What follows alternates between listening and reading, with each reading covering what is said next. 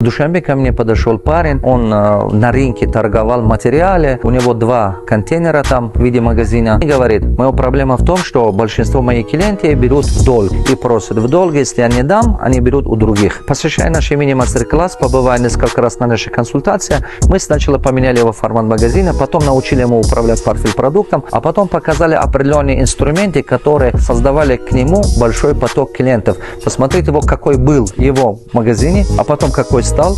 Потом самое важное, мы создавали именно те инструменты маркетинга, внедряли, которые такое огромное количество клиентов привели к его бизнесу. И самое важное, еще магазин не открывая, у него ждали, чтобы забрать у него прямо из машины, когда он разгружали с телеги свои рулонные материалы. Я об этом буду говорить, какие инструменты мы использовали и как поток клиентов создавали для его бизнеса.